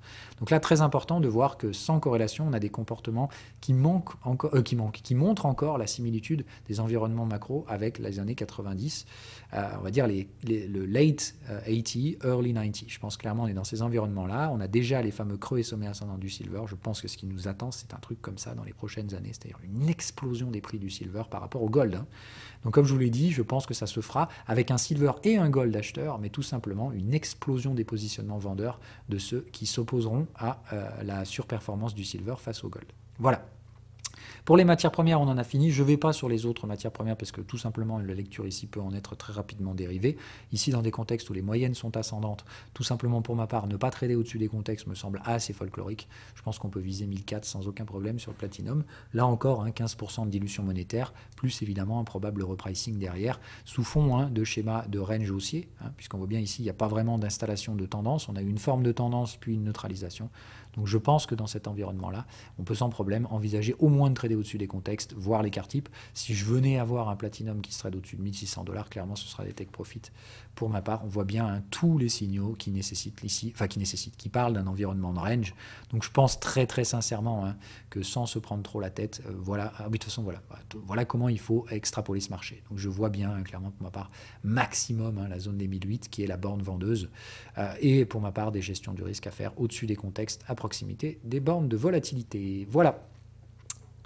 Les actions, je ne rentrerai pas dedans. La seule chose qu'il faudra noter ici, pour éviter que l'émission dure 1 heure quand même, mais c'est de dire attention au ratio RSP-SPX. D'accord. Ici, tout simplement, comme on l'avait noté, c'est toute la traduction ici d'un environnement de range. C'est-à-dire qu'après le positionnement de la stratégie en range vendeur, c'est un range acheteur qui se positionne. Pour moi, tous les éléments techniques sont là pour corroborer la formation d'un triangle. C'est-à-dire, comme d'hab, je vous ai donné mon sentiment, mon feeling par rapport à ce truc-là, de vous dire, je pense qu'on va juste faire mumuse et qu'on va retourner ici sur des niveaux un peu plus médians. J'en ai maintenant les signaux qui corroborent, soutenus par des signaux techniques. Pour ma part, clairement, je ne sais pas ce qu'on va faire ici, mais je ne m'attends absolument pas à une surperformance court terme des narratifs. Donc je vais le redire encore une fois très clairement, d'accord? Et là, je vais même le soutenir par rapport à des actions personnelles de gestion du risque. Je pris des profits assez significatifs sur les positions que j'avais sur Nvidia. C'est un peu la seule chose d'ailleurs que j'ai fait en ce début d'année par rapport à mon portefeuille personnel. Tout simplement, je ne pense pas qu'il faille vendre Nvidia, ni même sortir les positions et les objectifs de long terme que j'ai là-dessus, mais clairement, pour ma part, à court terme, je ne pense pas qu'ils feront partie des actifs qui vont surperformer dans ces années, voire même, comme je vous dis, risque de les voir sous-performer le reste de la cote. Donc, comme on l'a dit, si on part sur un S&P 500 haussier, je ne pense pas que le top 10 sera un surperformeur, bien l'inverse même, puisque, comme je vous rappelle, on est sur des bulles spéculatives, sur des actifs comme Apple, Hermès. On pourrait avoir ici des baisses de prix très significatives, mais si tel venait à être le cas, est-ce que, justement, ces baisses de prix, malgré le fait qu'elles puissent être significatives, si on a vraiment des problèmes sur les valorisations, je doute que ce soit le cas en 2024, comme on l'a vu, Apple relance encore une fois les stratégies. Maintenant, on est pour ma part sur les zones où, attention, les sommets montrent clairement qu'ici, toute rechute, ce serait une cassure derrière du support. On voit que ces supports ne sont pas extrêmement loin, mais à moins 30, je vous rappelle, c'est là qu'intervient la psychologie. Si on venait à manger moins 30 sur du Apple, il est clair que derrière, ce sera l'effondrement spéculatif, c'est-à-dire minimum 45%. Vous voyez que dans ce cas-là, il n'y a pas de zone de soutien. Donc attention, on pourrait voir de très fortes chutes sur Apple, de l'ordre de 50%, c'est-à-dire perdre la moitié de sa valorisation boursière. Avant, évidemment, des rebonds significatifs. Je vous rappelle, Apple n'est pas un shitcoin, c'est pas une bulle spéculative. Ça vend quand même quelque chose. Il y a des infrastructures, il y a énormément d'IP. Donc vraiment, encore une fois, c'est pas un truc qui va passer de haussier à baissier n'importe comment, comme un TRB ou un truc du genre. Juste de dire, ici, il y a de la valeur, mais simplement, c'est complètement surpricé n'importe comment depuis les années 2018. Donc comme on l'a vu, ce S&P 500 qui s'envolait, Apple clairement s'envole d'autant plus. Et ici, je suis navré, mais il n'y a que la bulle spéculative qui peut répondre. Ça veut dire que les niveaux de valorisation d'Apple sont probablement inférieurs au niveau payé actuellement. Maintenant, encore une fois, on revient à la valeur, mais ça ne veut pas dire tout détruire et Apple finit à zéro. Donc là, je pense qu'il y aura un dead cat bounce, c'est-à-dire vraiment une remontée, probablement vers des niveaux similaires à 150-160. Donc je ne m'attends pas à ce que Apple perde sur les 2-3 prochaines années. Par contre, je pense qu'horizon 2030, Apple se tradera beaucoup moins cher qu'aujourd'hui. Je pense qu'il n'y a aucune chance que la bulle n'ait pas éclaté d'ici là. Donc attention encore une fois à ceux qui tiennent ces trucs-là en portefeuille. Pour évidemment l'équivalent européen, les bulles spéculatives sont par exemple sur des actifs comme Hermès, pareil, les actifs sont détectés, les niveaux et les signaux techniques sont là. Là encore, hein, pas de remise en question acheteuse depuis 2000. Donc là, ça fait 25 ans que le truc monte en parabole, aucune extrapolation des prix. Je veux dire, là encore, enlevé. Hein, je veux dire, impossible d'appeler ça autrement qu'une bulle spéculative. Donc là, faire attention. Moi, j'ai des détections de contexte. Hein, bon, voilà, je ne vais pas me mentir, de toute façon, je vends Hermès, tout comme je vends Apple. Hein, mais encore une fois, j'ai un portefeuille acheteur. C'est juste de dire, je hedge le risque en vendant les actifs les plus en risque de manger des crashs. Là encore, hein, si on venait à manger, c'est pareil. C'est de l'ordre de 45 à 50. Généralement, l'effondrement spéculatif casse le dernier support. Je pense que sur des valeurs comme Hermès, en cas de panique à bord, hein, donc il ne faut pas oublier que c'est plausible, le scénario panique à bord. Je pense qu'on peut sans problème ici perdre plus de la moitié de la valorisation boursière actuellement affichée. Là encore, probablement suivi d'un dead cat bounce derrière. Je rappelle, Hermès, ce n'est pas non plus un truc sans valeur. Donc on fait attention à tout ça. Voilà. Donc en sortir de ce risque-là, donc comme je vous dis, mis à part parler ce truc-là, il faut surveiller les junk bonds qui donc dans l'environnement actuel, ici on va devoir remettre les prix, d'accord, sont en train d'accumuler sur un support. Deux choses ici vont se produire. Soit effectivement on a des défauts de crédit sur la dette corporate, soit au contraire effectivement c'est pas vraiment le cas. On va avoir un soutien économique à l'activité productive, donc aux entreprises. Et dans ce cas-là, pour ma part, ce sera plutôt un retour ici. Mais comme je vous l'ai dit, si on a un retour ici, ce sera très probablement dû à des subventions de certaines dettes publiques, de certaines dettes privées par le public. Donc là, encore une fois, plutôt sensible à un environnement, on va dire, démocrate, qui soutiendrait ici éventuellement le tissu économique.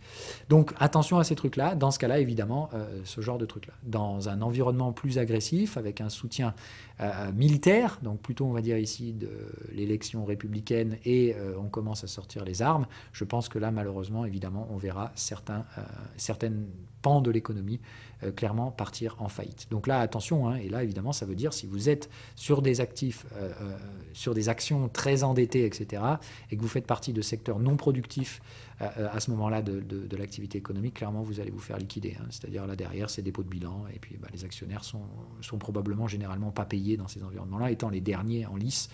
On démantèle la boîte, entre guillemets, on rémunère d'abord les créanciers, et en dernier, hein, les actionnaires, toujours.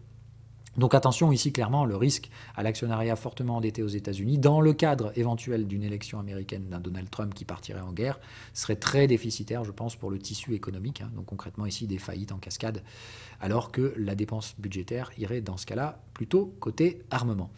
Voilà un peu tout ce qu'on a à dire sur l'environnement macro. Et maintenant, on va finir quand même, ça fait pratiquement 1 heure, sur la partie qui vous intéresse tous, hein, puisque vous vous en branlez en fait de ces trucs-là.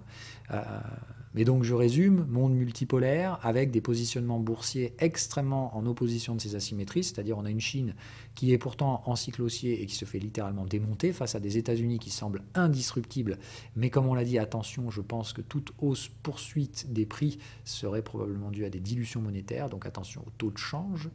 Attention aux restructurations internes et aux défis sociopolitiques de l'élection américaine, qui changera pas mal, je pense, la nature de la structure d'impression monétaire et différentes targets qui seront bénéficiaires ou non de ces trucs-là. Ok, et donc partie crypto, donc crypto total en mensuel, navré encore une fois, ceux qui sont bears là-dedans, bah, bon courage. Pour ma part, c'était cadeau d'acheter sous la zone des 1 trillion de dollars. Maintenant, je ne le dirai jamais assez, il y a de la valeur, une valeur énormissime dans ces cryptocurrencies, mais pas toutes, hein, il y a clairement 99% de bullshit là-dedans. Des conditions favorables à la création d'arnaques et autres bulles spéculatives, type schéma de Ponzi et autres, d'accord. Mais donc, très clairement, d'accord, l'environnement crypto, de par la lecture des indicateurs, montrait une possibilité d'aller à zéro jusqu'à 2021. En 2021, malgré la virulence et la stupidité de la bulle spéculative, alors, ce n'était pas vraiment une bulle spéculative, je dirais plutôt ici les effets de marge d'acteurs malveillants qui prenaient les risques avec l'argent des autres. Mais ceci dit, on a quand même tenu des clôtures annuelles, et dans ce cas-là, le niveau de valorisation a sauté. C'est-à-dire qu'aujourd'hui, la probabilité que les cryptos disparaissent, pour moi, c'est 0. Voilà. Donc, je préfère être franc, hormis le cas d'utilité technologique, je pense qu'aujourd'hui, même les graphiques mensuels, et je vous le rappelle, en mensuel, on ne peut pas tricher. Pardon. Et ce point est extrêmement important à comprendre, hein, comme vous l'avez vu, malgré certaines bulles spéculatives de valorisation, qui sont toujours des éléments qui, d'un point de vue temporel, ne durent jamais plus de 1, 2, 3 ans. Donc concrètement, c'est impossible d'arriver à dériver autre chose que de la valeur sur les UT hebdomadaires et mensuelles, puisque dans ce cas-là, la durée moyenne d'un cycle, qui est à peu près 12 à 18 boîtes de contexte, vous voyez très bien qu'on n'a jamais vu une bulle durer 12 à 18 années. D'accord ? De même que quand on part sur un horizon hebdomadaire, d'accord ? En hebdomadaire, ici, les boîtes de contexte, d'accord ? Sur un cycle, on est donc sur des boîtes de contexte trimestrielles, donc on va dire de 12 à 18 trimestres. Comme vous le voyez, ça peut se produire une bulle spéculative, comme on l'a pu voir en 2021 ou même en 2018, mais ça ne dure jamais aussi longtemps que 12 à 18 boîtes. C'est-à-dire que sous 12 à 18 boîtes, on revient toujours à la valeur. Donc en fait, moi je pars toujours de ce principe où je définis les unités de temps sur lesquelles la valeur s'extrapole comme étant l'hebdomadaire et au-delà. Sur l'hebdomadaire et au-delà, et c'est une pure, encore une fois, vue de l'esprit, mais c'est de dire d'un point de vue statistique, on n'a jamais vu de bulle se construire sur des durées si supérieures à ça. Encore une fois, la partie extrapolation complètement rocambolesque du S&P 500 sur les années 2000, d'accord, ça s'est surtout construit, comme on l'a vu, sur, au maximum ici, on va dire, la phase de bulle spéculative, elle se construit entre 97 et 2001. C'est-à-dire, elle se construit franchement là, sur une durée de 3, 4 ans grand maximum, et l'éclatement arrive toujours derrière. Et c'est la plus grosse bulle qu'on ait connue. Et puis encore une fois, c'était pas complètement débasé. C'était plus de dire ici, on a des exacerbations de niveau de valorisation, bien entendu. Mais rien d'autre bien foufou là-dessus. Et comme vous le voyez, de toute façon, le retour à la valeur s'opère derrière. C'est-à-dire que parmi les bulles les plus longues qu'on ait pu voir, ça dépasse jamais ou rarement 3 à 4 ans. Ok ? Donc clairement, en mensuel, tout ça, ça devient complètement même pas vu, ça devient à peine visible. La bulle des 2000, comme vous le voyez ici, en termes de boîte de contexte, est corrigée très rapidement derrière. Et puis je vous parle, encore une fois, d'un aspect dilution monétaire. C'est-à-dire que si on regarde le S&P, comme tout à l'heure, à diviser par la masse monétaire, on voit bien que la phase de bulle, elle n'a pas duré plus de 2 à 3 ans. Ok. Bon, alors donc, si on revient sur nos cryptos, donc malgré les extrapolations de bulles, avec la création magique de petits pains qui se multiplient 20 fois et qui créent des market cap pas très visibles et pas très réels, il y a quand même un fonds de valeur. Ce fonds de valeur, il est clairement visible, comme on l'a dit, sur le crypto total. Aujourd'hui, il semblerait que l'ensemble de ces choses-là, les bonnes comme les mauvaises, ne puissent pas être valorisées moins d'1 trillion de dollars. On a aussi obtenu ici des signaux techniques, et même si ici vous n'avez pas de détection de momentum, il s'agit quand même de noter que nous avons fait un plus bas sur le momentum ici, alors que les creux sont ascendants. Il y a donc ce qu'on appelle une divergence cachée. Donc il y a bien ici un signal qui a été produit par le momentum, et juste pas détecté par l'algorithme, mais il est bien ce qu'il en est. D'accord ? Donc faire très attention. Ici, on a donc constitué le momentum vendeur historiquement le plus fort sur l'UT mensuel de notre ami le crypto total, d'accord ? Alors même qu'on a constitué des creux largement ascendants et des sommets qui le sont également. Donc ça, évidemment, c'est le signe d'une tendance. Je rappelle, les divergences cachées se produisent toujours dans les environnements de tendance. Donc, par rapport à ce schéma-là, pour ma part, le démarrage de l'année ici sur des extrapolations de surachat ne constitue en aucun cas, pour ma part, des signaux vendeurs. D'accord ? Le surachat dans une tendance haussière, c'est bien au contraire, c'est tout sauf mauvais, c'est juste c'est juste la norme, en fait. Encore une fois, un marché haussier est donc légitimement suracheté, au point que si on étudie le cycle précédent, il a même été donc complètement overload, c'est-à-dire au-dessus, encore une fois. Ici, on est plus en lien avec des stochastiques courts ou du momentum de court terme. Ici, on est sur du stochastique long et des momentum de long terme. Donc clairement, ici, pour ma part, je pense qu'au sein du cycle à venir sur les cryptos, je ferai quand même attention à la réplication de ce cycle des 4 ans, etc. Je ne pense pas du tout qu'on ait besoin de se presser à tout finir en 2024-25. On peut tout à fait être dans ce fameux super cycle horizon les années 2030. On voit bien de toute façon ici la structure que vous connaissez bien en séquence alternative, c'est-à-dire qu'après une phase de range, on a une forme de tendance haussière suivie par un deuxième range qui crée un deuxième breakout. À chaque fois, ces breakouts échouent à installer une tendance. On vient constituer ici une forme d'overlap sur des moyennes ascendantes. Et de ça, la prochaine vague serait normalement celle qu'on appelle la vague 5 étendue. C'est-à-dire qu'on sait qu'elle sera excessive sur sa fin, elle se termine en V-top, elle reporte plus que le ratio 1 pour 1 du range précédemment, c'est-à-dire qu'ici on sait déjà que la valeur minimale de l'écosystème crypto quand il franchira, et encore faut-il qu'il le fasse, les 3 trillions de dollars, à ce moment-là, le franchissement des 30 trillions de dollars garantira un niveau minimum de 5 trillions à atteindre derrière. On sait donc une chose, normalement ça se situe au-dessus de ça. Les zones de valorisation que je vous ai déjà données, ce se situe entre 7,5 8. On va dire grosso merdo, je pense qu'on target une grosse zone qui se situe sur ou sous, proche de ou légèrement inférieur à 10 trillions de dollars. La question, c'est est-ce qu'on y va comme ça, comme des débiles, et on suit le rythme des 4 ans, etc. Soit, évidemment, s'en suivra, comme on l'a dit, un déplacement de valeur, c'est-à-dire il y aura un retracement assez significatif qui n'aura aucune chance de passer sous les fameux 5 trillions de dollars. C'est-à-dire que si on devait se replier derrière à 5 trillions, il faut racheter ça sans hésiter. Donc on le voit, si on devait avoir cette hausse, derrière, à mon avis, il n'y aura plus de correctif supérieur à 50%. On atteindra des phases de maturité avancée des cryptos. Fini les cracks de 90%. Mais à côté, je pense évidemment que la rétrospective, c'est fini les machins sortis de nulle part entre Ponzi et manipulation de marché. On aura probablement à ce moment-là un environnement réglementaire bien plus avancé qui évitera, ou en tout cas sanctionnera violemment toutes ces manipulations outrageuses, comme on a pu les voir encore dernièrement. Donc on fait gaffe, ça peut se produire plus ou moins vite, encore une fois, attention à ne pas faire ça, et de vous rappeler que la valeur, elle fait ça. C'est-à-dire que pour ma part, si on raisonne dans un environnement, comme on l'a dit, pluriannuel, vers cet horizon 2030, je pense clairement que les valorisations de cet écosystème crypto tendront vers une valorisation moyenne de 7 à 8 trillions dans cet horizon 5-6 ans. La question, c'est donc est-ce qu'on bourre tout comme des cochons, mais on a une structure qui nous laisse à penser que c'est tout à fait possible et qu'après on rangera dans cette zone, d'accord, on restera là-bas. Dans ce cas-là, on fait tous les bénéfices, 2-3 ans, peut-être encore une bulle crypto, mais c'est probablement la dernière pour ma part, et ensuite on atteint les zones de valorisation objectifs, et on y reste pendant plusieurs années. Dans ce cas-là, extrapolation forte, et tous ceux qui vont rater ce train-là et qui vont acheter le sommet n'auront plus aucun bénéfice, parce que derrière, on ne va pas refaire une bulle, etc. en 2029.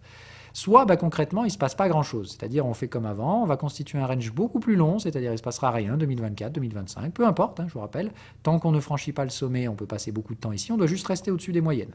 Donc en soi, on peut passer encore plusieurs années ici avant de, boum, tout faire à la fin, et hop, on obtiendra la même zone d'atterrissage. Donc attention, encore une fois, pour moi, le principal risque à maîtriser pour ceux qui font des gestions de long terme sur les portefeuilles crypto, c'est la psychologie. C'est de dire, pour moi, on s'accorde tous sur la zone d'arrivée. Ce qui est chiant, c'est qu'il y a des gens qui pensent qu'il faut parier sur le temps. Dire combien de temps on va mettre pour atteindre ça, on va chercher ci, on va chercher ça, et il faut y aller dans ci, il faut y aller dans ça. Donc pour moi, l'éternel problème, toujours, du positionnement spéculatif, lié à des phénomènes cycliques complètement stupides, de ça s'est produit 2 fois égale ça va se produire 3 fois, le halving, le machin, le bidule. Donc, moi je préfère être simple, je sais une chose, la fin de ce cycle sera accessible. Combien de temps il nous faudra pour franchir les ATH vers la zone des 3 trillions de dollars, je n'en sais rien, je ne pense pas que ce soit garanti de se produire en 2024 ou en 2025, je le rappellerai jamais assez, sur les UT mensuels et hebdomadaires, c'est forcément la valeur qui s'exprime. Donc moi, je vous l'ai toujours dit, je pense que c'est une rupture technologique qui va installer un écosystème plus mature, qui va permettre le franchissement de cet ATH. Je ne sais pas d'où cela proviendra.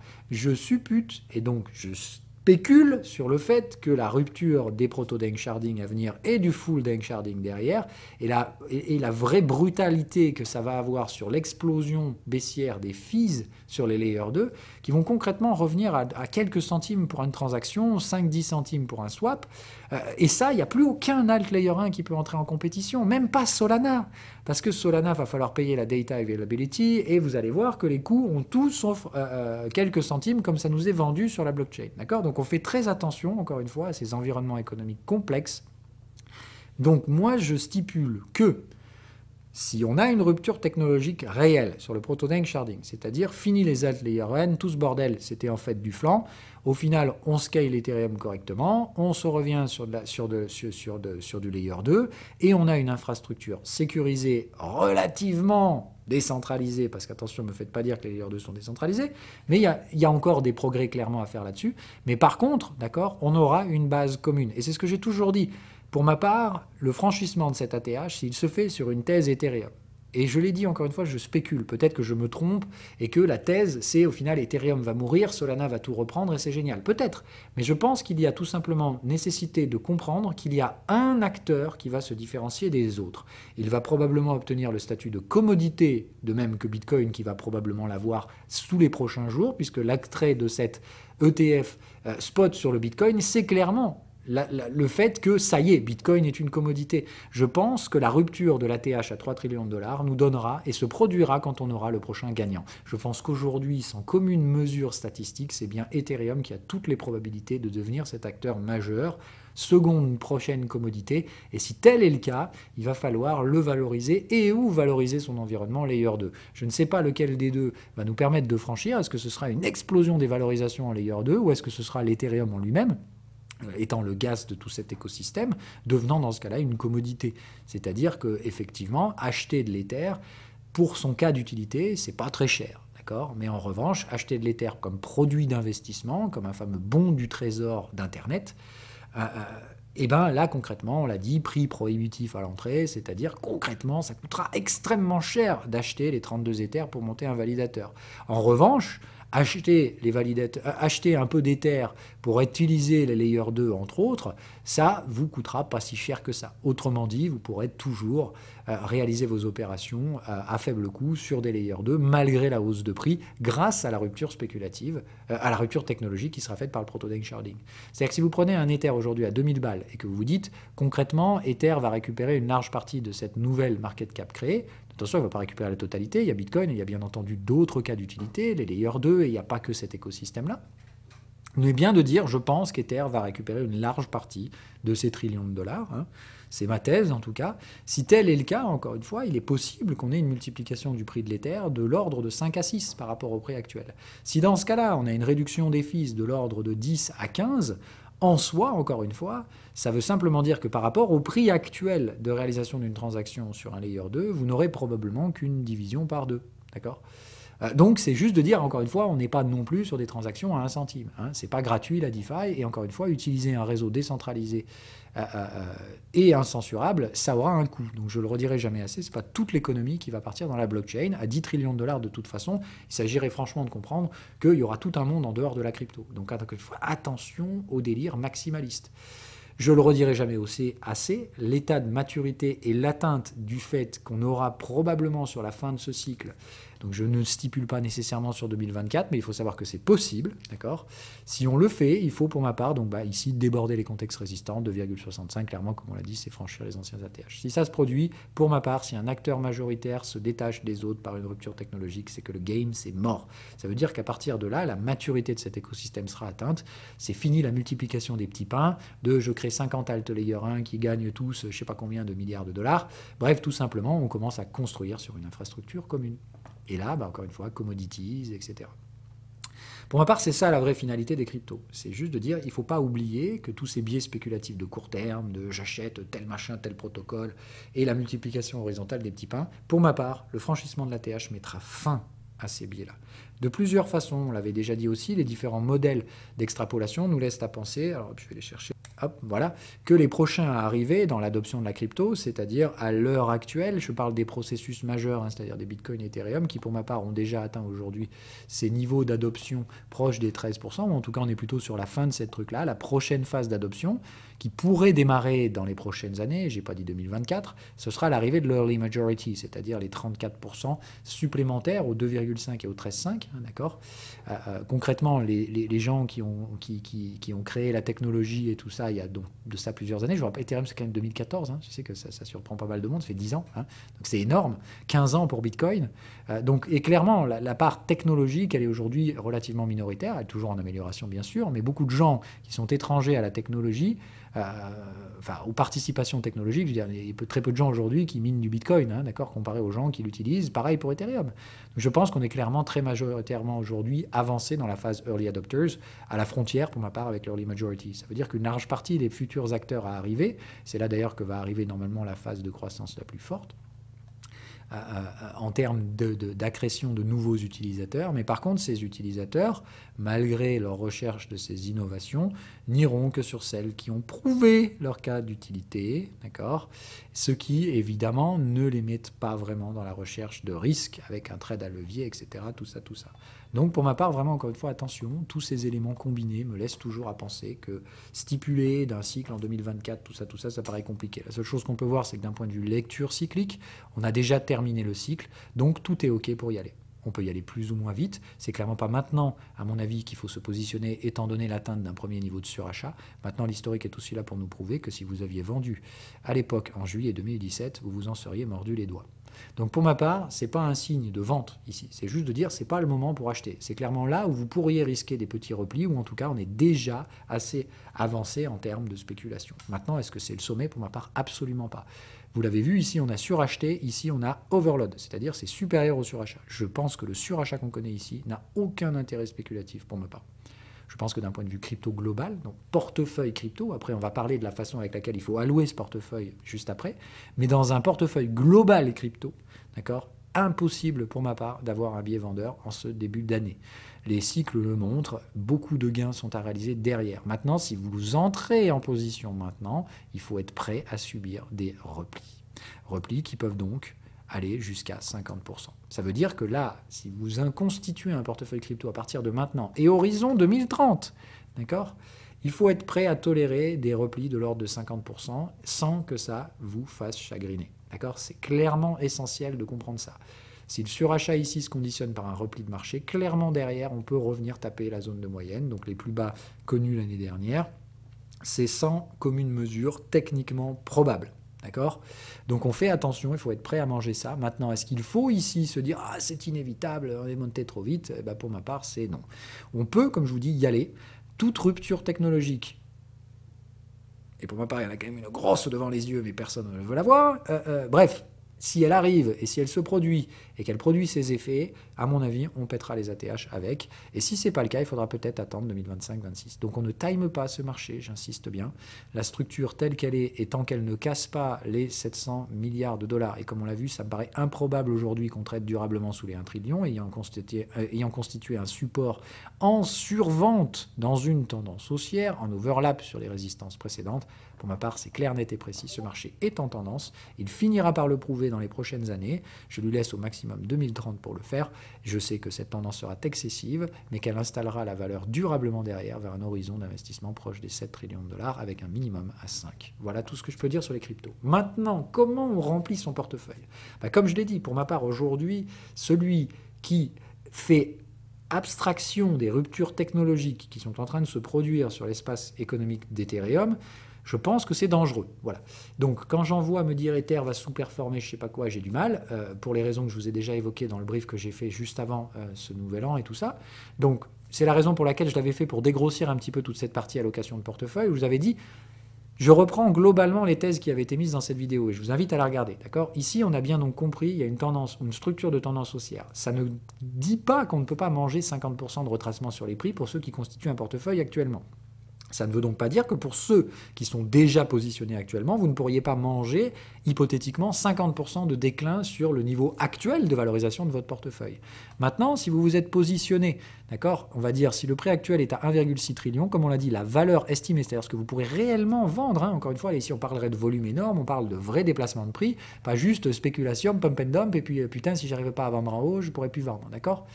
Donc, si on a ce truc-là, la valeur que vous pouvez estimer retenir derrière, c'est-à-dire, vous pouvez dire par rapport au prix actuel de votre portefeuille, vous pourriez en retirer, c'est-à-dire 4 fois et demi le prix actuel, plus 350%. D'accord ? C'est la valeur qu'on peut estimer retirer. Ça veut dire, encore une fois, c'est énorme. Ça veut dire faire 4 fois et demi sur un capital. Et encore une fois, donc ça ne peut se faire qu'avec des révolutions et des soutiens de valorisation. C'est-à-dire pour augmenter concrètement cette valeur et créer cette valeur, ça ne peut pas être fait ex nihilo. Je le redirai jamais assez, il faut une rupture technologique. Je pense que la plus probable et la plus visible à l'horizon 2024, c'est la rupture technologique du Proof-of-Stake sharding d'Ethereum. Maintenant, peut-être que ça c'est du vent et que ça va tomber à l'eau ou que ça ne marchera pas, etc. Donc il y a bien évidemment les biais spéculatifs en positionnement avec les compétiteurs. Pour ça, comme on l'a dit, il s'agit de dire de toute façon, ça ne va pas être Ethereum et tout le reste dégage, mais juste de dire, attention, ceux qui ne font rien de plus qu'Ethereum vont probablement mourir par l'installation de son aspect de commodité. Les gens vont commencer à construire autour au lieu de construire contre, pour essayer de faire mieux, etc. et tout ça, tout ça. Donc ça, c'est hyper important de bien le comprendre. Dans la diversification du portefeuille, pour moi, les alt layer 1 sont clairement à sous-pondérer. Maintenant, je lis l'inverse sur les réseaux. Solana, c'est génial, etc. Je pense que c'est pas génial du tout et que ça risque de prendre une belle tatane dans la gueule. Mais bon, c'est mon avis. Donc, on fait gaffe aux alt layer 1. Maintenant, comme je vous l'ai dit, il reste aujourd'hui une option majoritaire en cas d'échec d'Ethereum. Si Ethereum venait à échouer, il peut très bien y avoir une rupture technologique ailleurs. Donc on fait gaffe, il y a d'autres théories, puisqu'évidemment pour moi le problème number one de Solana c'est la data availability, et on voit bien qu'il commence à y avoir des ruptures technologiques potentielles avec l'arrivée du data availability sampling par exemple de Celestia et autres trucs du genre. Donc peut-être que les problèmes de Solana pourraient être résolus par d'autres, hein, bien entendu, et dans ce cas-là on aurait peut-être une rupture technologique sur un autre horizon que celui d'Ethereum. Donc bien pour ma part, bien se positionner ici, faire ses propres recherches, choisir sa thèse principale. Soit on se positionne sur une thèse principale Ethereum, soit on se positionne sur une thèse principale Solana plus Data Availability. C'est essentiel d'avoir les deux, hein, d'accord? C'est-à-dire on ne mise pas tout sur Solana, encore une fois, pour ma part c'est plutôt la Data Availability qui va stocker la valeur, hein, puisque, je rappelle, la valeur c'est le temps. La valeur s'installe dans le temps. Je ne pense pas, encore une fois, que la tête de lecture qui réalise des millions de TPS soit réellement celle qui détienne la valeur, mais plutôt où est-ce qu'on va stocker derrière ces hash et ces process de transaction. Bref, encore une fois, où est-ce qu'on va stocker l'historique de la donnée. Donc attention, hein, moi je pense encore une fois qu'il y a un gros problème quant au niveau de valorisation que je peux voir sur Solana. Je pense encore une fois que l'écosystème Solana pourrait évoluer, mais il lui faut une data availability clairement costaud à côté. Voilà. Ok, les autres thèses, comme on l'a vu, je n'en vois pas beaucoup. Et je vais résumer très simplement la méthode qu'on a utilisée pour ceux qui n'ont pas vu la vidéo et qui ne veulent pas la voir. C'est une méthode basée sur la lecture de la dominance, d'accord, dans laquelle, personnellement, pour ma part, je recherche surtout les environnements qui constituent des ranges sur cette dominance. Et je l'ai dit, hein, pour ma part, j'en vois pas 50. Je pense qu'Atom est un très très bon candidat pour survivre malgré une rupture technologique d'Ethereum. Des tokens comme Avalanche ont déjà atteint les hauts de range, donc je pense qu'ils ont toute la légitimité de ranger un bon moment avant de tenter derrière une attaque. Ça veut dire que dans ce cas-là, ils peuvent tout simplement être des suivis de marché. Maintenant, étant pour ma part un alt layer 1 qui fait la même chose qu'Ethereum, je vous ai dit attention, si Ethereum balaye la compétition, il restera que des cendres de tous les autres. Hein. Donc on fait très très attention, pour ma part, sous pondération sur ces trucs-là. Après, vous faites comme vous voulez, c'est mon choix personnel. Voilà. Je recherche, donc comme je vous l'ai dit, des actifs qui ont une valeur installée dans le temps. Hein. Je veux des trucs qui existent depuis plus de 2 ans, hein, pas des machins qui sont sortis au dernier moment. Et je veux derrière, évidemment, que ces différents événements et éléments puissent avoir constitué des ranges visibles dans laquelle la cassure de ces ranges pourra constituer l'installation de tendances. Voilà. Ceux qui concrètement sont montés dans la stratosphère d'un coup, le premier truc qui leur reste, c'est de former des ranges. Donc concrètement, c'est une fois qu'ils auront trouvé le plafond, il va falloir retracer. Donc encore une fois, attention en termes d'allocation de portefeuille, ceux qui sont montés très haut très vite, quand ils trouveront des résistances, devront retracer, c'est-à-dire les parts de marché qu'ils gagnent, puisqu'ici on regarde bien parts de marché, pourraient clairement continuer de progresser, mais elles seront cédées de nouveau après. Donc dans ce cas-là, il faudra prendre en compte les notions spéculatives de timing. Ça veut dire si vous tradez dans un actif qui n'a pas de structure, vous ne savez pas comment et quand ce truc-là va se retourner. Il faut donc dans ce cas-là supplanter ce manque d'informations techniques par des suivis technologiques. C'est-à-dire pour ma part, là, il faut être très très en regard de ce qui se passe sur le projet, quand est-ce qu'il sature, à quel moment concrètement les prix sont totalement stratosphériquement en avance de tous les fondamentaux d'actualisation de la blockchain, entre autres, et ou du protocole. Et donc, bien évidemment, faire très attention aux tokens de protocole. Voilà, hein, je vous rappelle, ça va être évidemment un coupe-gorge pour tous ces tokens protocolaires qui risquent de se manger pour la plupart des chocs réglementaires dans la gueule. Voilà. Donc on fait gaffe, je ne reprendrai pas ce qui est dit dans la vidéo que je vous ai faite, puisque je l'avais donc faite pour décharger un peu tout ça. On est à 1h20, je pense que c'est plus que correct. On va s'arrêter là. Donc encore une fois, pas timer les cryptos, attention à ne pas partir sur ce délire de ça y est, le bull market, ça y est, c'est parti, on y va. Non, pour ma part, on peut très bien se manger une année 2024 de merde, qui n'aura aucun espèce d'intérêt, elle sera même totalement décevante pour tous ceux qui auront acheté les points hauts d'ailleurs, hein, des cryptos actuellement. Si on vient à former une résistance sur ces premiers niveaux de surachat, et que la rupture technologique n'arrive pas pour soutenir les niveaux de valorisation, je pense qu'on n'aura aucun mal à aller plus haut de toute façon, mais encore une fois, je pense que le déclencheur est d'ordre technique. C'est pas d'ordre technologique. Je ne pense pas que c'est un déclencheur spéculatif qui va démarrer ce bull run envers et contre tout ce que les gens pensent. D'accord ? Je pense que ce n'est pas des promesses de millions de TPS ou de machins qui vont démarrer le prochain bull run, mais juste une vraie rupture technologique. Je mise beaucoup, évidemment, pour ma part, en termes d'allocation de portefeuille sur Ethereum, qui est clairement l'actif premier dans mes gestions de portefeuille. Maintenant, je peux me tromper, raison pour laquelle on ne fait jamais un portefeuille avec un seul actif. Voilà. Vous savez tout, évidemment, vous êtes vous-même en âme et conscience dans la constitution de vos propres portefeuilles. Vous le faites comme vous le voulez. Moi, je vous ai présenté la méthodologie méthodologie que j'ai utilisée dans la mienne pour séparer les actifs que je mets donc en portefeuille avec des biais spéculatifs. Des invalidations, évidemment, sont associées à ces actifs-là. Et d'un autre côté, quels sont les actifs que je pondère de toute façon, de façon surpondérée, et que, bien entendu, j'envisage de garder tant que d'un point de vue technologique, il n'y a pas de concurrent qui dépasse. Voilà, tout simplement ce truc-là. Je vous souhaite à toutes et à tous, du coup, une agréable année. Donc, comme on l'a dit, sur les biais autres crypto, où pour ma part, il ne faut pas timer le marché, je pense que sur les actions, ça reste toujours relativement positif. Attention quand même à l'extrapolation du lien entre le prix et la valeur. Il est fort probable que les prix continuent de monter, mais que la valeur réelle qui en ressorte soit probablement proche de zéro, dû aux effets de change ou aux effets de dévalorisation monétaire. D'accord ? Donc encore une fois, c'est par contre, je le pense, dans un environnement qui pourrait créer à nouveau 15% de monnaie supplémentaire par rapport à la quantité actuellement en circulation, un très bon moyen de se protéger contre une dilution de 15%. Voilà ce que traduit cet investissement. C'est de dire en soi, même si vous pourriez réaliser pas mal de profits en termes de prix, et attention encore une fois aux gains sur les capitaux, aux taxes sur les gains, pardon, il y aura une nécessité éventuelle de couvrir sur des effets de change, ce qui n'était pas à l'ordre du jour sur l'année précédente. Je pense qu'il faut faire très attention maintenant qu'on a des ranges matures sur l'euro-dollar. Donc faire très très attention à ça.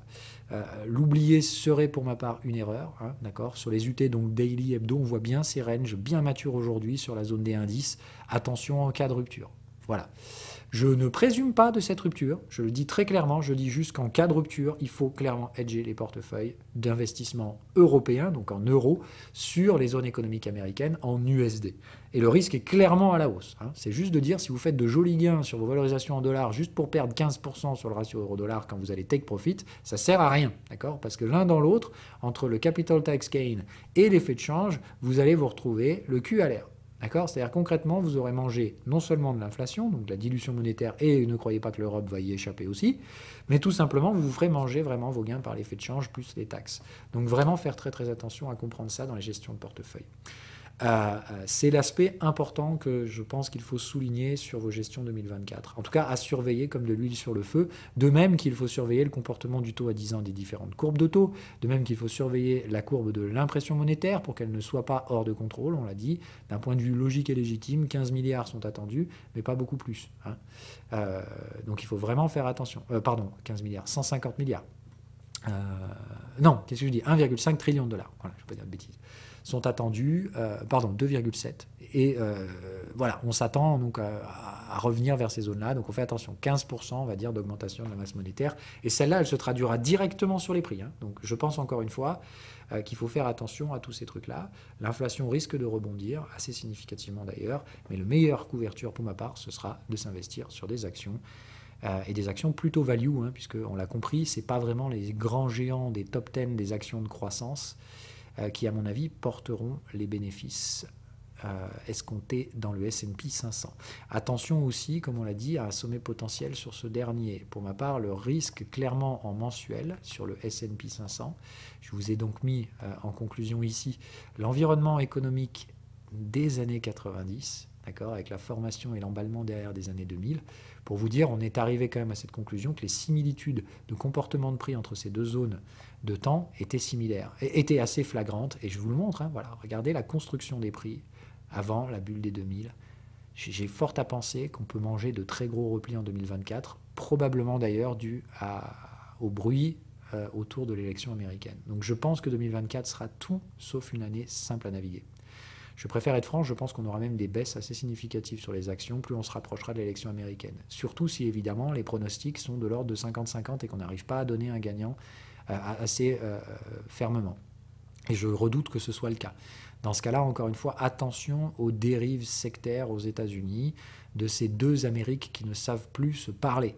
Donc, je ne le redirai jamais assez, le risque sur le taux de change dérive principalement du risque politique aux États-Unis.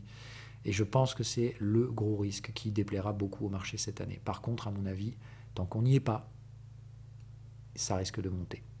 Et tout l'indique, je pense qu'on démarrera l'année sur un biais plutôt positif, mais absolument pas sur les big caps américaines. Je pense au contraire que dans la repli qui pourrait précéder l'élection américaine, qui me semble probable, et on le voit à l'époque, on a pu avoir ces replis sans commune mesure, hein, c'est-à-dire que si on venait à aller chercher le maximum, hein, je dis les fameuses 5003, je pense qu'on pourrait derrière se manger des replis de l'ordre d'un bear market, c'est-à-dire près de 20% aux États-Unis. Je doute qu'on entre réellement en bear market, mais attention encore une fois, ces narratifs récessionnistes qu'on voit et qui sont légitimes, hein, je vous le rappelle, la stagflation, ça prend une forme de récession économique, c'est-à-dire que la capacité de production, le GDP, le real GDP est négatif parce qu'en fait il est positif, mais l'inflation y est supérieure. Donc on fait vraiment attention. Ça évidemment, ça ne traduit pas du tout le type de récession avec des effondrements de prix déflationnistes comme 2008, etc., ni même l'éclatement de bulles spéculatives. Puisqu'on l'a dit, je pense que la bulle spéculative, on va la construire jusqu'à 2030, mais qu'on est dans les phases préparatives, c'est-à-dire que malgré effectivement des niveaux de survalorisation, on risque de voir des replis spéculatifs éventuellement sur des valeurs comme Apple, Hermès, qui sont pour moi des bons hedges, mais encore une fois, je doute que les bulles spéculatives explosent réellement. Et si elles explosent, elles vont probablement être très rapidement rachetées, les fameux dead cat bounce dont on parlait. C'est pas un aller sans retour si on s'effondre sur des Apple et des Hermès. C'est clairement tomber sec, tomber fort, faire très mal à la psychologie de ceux qui ont racheté le sommet, mais il y aura très probablement des dead cat bounce sur ces effondrements spéculatifs. Voilà pourquoi je pense que ce sera tout sauf un long fleuve tranquille, mais qu'encore une fois, en dehors du S&P 10, d'accord, il y a le S&P 490, et dans le S&P 490, il y a énormément de valeurs qui sont complètement défoncées, d'accord, qui elles traitent déjà le bear market quoi qu'il arrive. Et je pense que c'est ces valeurs qui vont nous tirer le S&P vers de nouveaux sommets historiques en ce début d'année. N'oubliez pas la probabilité, certes non tradable, mais non nulle, d'un double top. Dans ce cas-là, concrètement, le sommet est déjà fait. Il se fait sans signaux, donc je pense qu'il n'y aura aucune probabilité réelle de voir une explosion du creux précédent, mais un retour vers ces zones-là n'est pas non plus à négliger. On a tous les signaux ici d'un pullback, et un pullback, je vous le rappelle, c'est un range mature sur l'UT inférieur qui doit clôturer sous les 50% de contexte. Si cette année on clôture sous les 4300 et que le cycle est fini, on aura eu un pullback complet. Donc il faut faire très attention les amis, ok? Très très attention. C'est pas sur ces zones-là qu'il faut passer à l'achat. Voilà. J'espère que l'essentiel est dit. Ça vaut évidemment comme on l'a vu sur les cryptos. Les cryptos peuvent tout à fait envoyer une très très belle année 2024, tout comme elles pourraient très bien avoir déjà fait le sommet, et il ne se passera plus rien. Et dans ce cas-là, globalement, on aura les mêmes niveaux de valorisation en 2027. D'accord? C'est ça qu'il faut comprendre. Ok? Et dans ce cas-là, pareil, le marché peut très bien embrayer une vraie croissance qu'en 2028 et le marché crypto aussi. Et dans ce cas-là, si vous commencez à acheter en haut et vendre en bas dans ces environnements-là, ça ne sert à rien. D'accord? Voilà pourquoi moi, personnellement, dans ces environnements où les niveaux de valorisation sont attendus pour rester plus ou moins proches de ce qu'ils sont actuellement, je favorise les values et ou les tokens qui proposent un revenu passif dans la crypto, c'est-à-dire les tokens de staking. Voilà. Après, vous faites comme vous voulez. Si vous pensez que vous pouvez timer les cycles économiques et ou les cycles spéculatifs, vous irez sur des tokens un peu plus de type protocolaire qui oscilleront au gré des demandes spéculatives et ou des cycles de croissance économique. De même, si vous le faites sur les actions, vous arriverez à trouver les narratifs avant les autres, les biotech, les machins, voilà. Mais je pense que le thème de l'IA est en construction pour une bulle spéculative horizon 2031 et que pour ma part, je pense qu'aujourd'hui, les actions comme les Nvidia et tout ça ont encore du potentiel, mais elles peuvent très bien stagner pendant 1 à 2 ans avant de repartir. Je pense que c'est d'ailleurs le plus probable. Voilà. C'est tout ce que j'avais à vous dire. Je vous souhaite pour de bon cette fois une bonne année et on se retrouve comme d'hab toutes les semaines, brief hebdo. On fera de même les briefs de suivi de flux. Peut-être pas chaque semaine, les briefs de flux, je les ferai peut-être qu'une semaine sur deux, ou en tout cas les semaines où il n'y a rien de plus à dire que la semaine précédente, on ne les fera pas. Comme toujours, une fois par mois, une AMA. Comme toujours, une fois par mois, un rendez-vous de travaux pratiques en live dans le Discord. Vous pouvez me bombarder de graphiques, etc. Bref, on fait vraiment du technique. Il y aura d'autres nouvelles choses, mais j'en parle pas encore. Vous aurez le loisir de découvrir tout ça au début de l'année. Voilà. Et c'est tout. Allez, ciao, ciao. Merci à tous et bonne année.